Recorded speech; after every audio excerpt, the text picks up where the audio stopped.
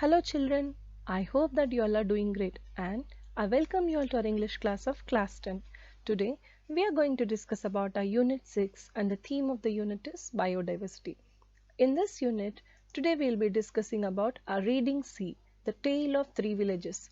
So let's listen to that. In this reading C, let us know about the grave incidents that happened at three different places and how badly they had affected the residents living in there. First, we will know about the incident that occurred in KOKO village, Nigeria, then PONNIMANTHURI village from India, then VOROBYOV village from Ukraine.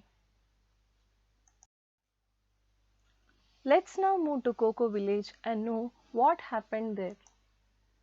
In a village called KOKO in Nigeria lived Mr. Sunday Nana with his wife and 4 children. The village was beautiful, colorful and noisy. All the houses had mud walls and corrugated iron roofs, and with the children and baby chicks sharing the same compound. There was a stream 200 kilometers away from the village from which the villagers take water for drinking.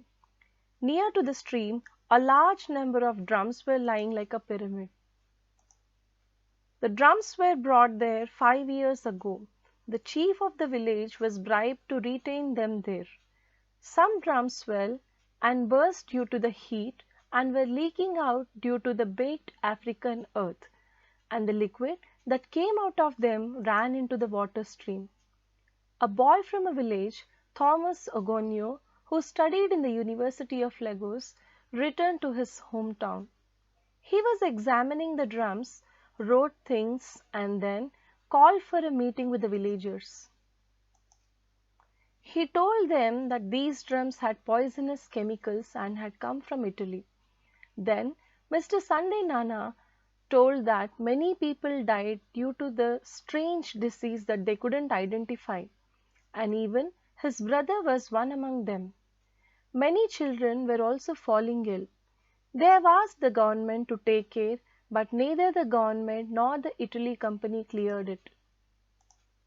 The chief asked the people to vacate and move to a new place, but they continued to live there, thinking that the poisonous drums were their neighbors, and of course, they didn't have any money to buy a land elsewhere. Now let's discuss about a dreadful incident that occurred in Ponnimanthuri village in India. Ponnimanthuri village had green fields with good harvests. A woman, while speaking with the narrator, recalls her days in that village. She starts speaking about the outstretched fields and points the leather-making factory that was set up by the industrialists, promising the jobs for the men in their village, and the people believed them, thinking that they would get jobs and become rich. The leather factory thus established was always covered in low-lying shroud of thick smoke. They didn't really tell them a lot many things that would harm them. They didn't tell them that this process of making leather was called as tanning and would use around 250 different types of chemicals and heavy metals. They were unaware that these factories would cause them air, water and land pollution, and all the fields there dried up and they had skin allergies. They didn't tell them that the water would be polluted and they would have to go 10 kilometers to bring drinking water. They didn't tell them that they would get ulcers, sores on their bodies, and their voice would trail off. The lady, Vijayasama, with a broken heart, finally tells that villagers would never buy the leather goods again in their lives. Let's now know about an egregious incident that occurred in Vorobyov village. Here's another pathetic story of Natasha Renko, a mother of 3 children who lived in Vorobyov village in Ukraine. She tells the narrator about the explosion which took place in Chernobyl.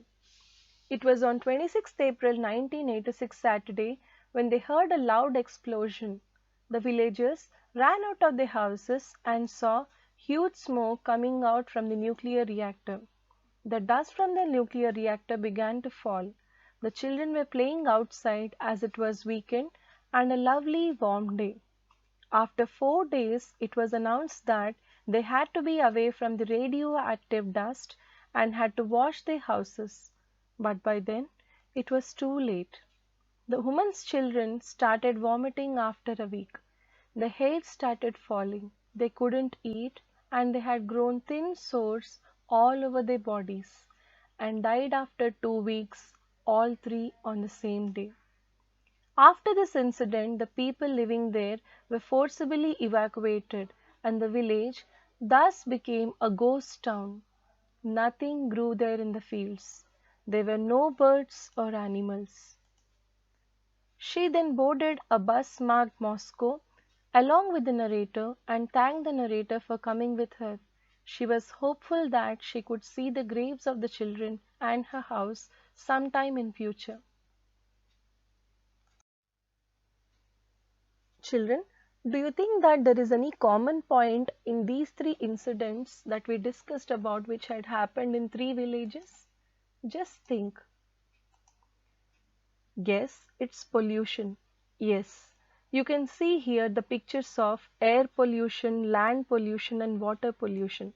That is a common theme that runs through all these three narratives, which gives us clear explanation of how the literate people took advantage of the innocent and illiterate people. We have to take care of our own earth, our own environment. The environmental pollution caused by a few selfish men and the disastrous impact of it is on the innocent people. So, children, please be aware of our environment and the pollution that we are causing to it. We have to take care of the earth that we are living on. Children, I hope that you all grow up with great thoughts which carry a care for environment that you are living in. Please choose a lifestyle that causes very less harm to the nature. And please take care of yourselves as well as the nature that you are living in. Thank you for staying with me in the class, and until we meet in the next class, wish you all happy learning.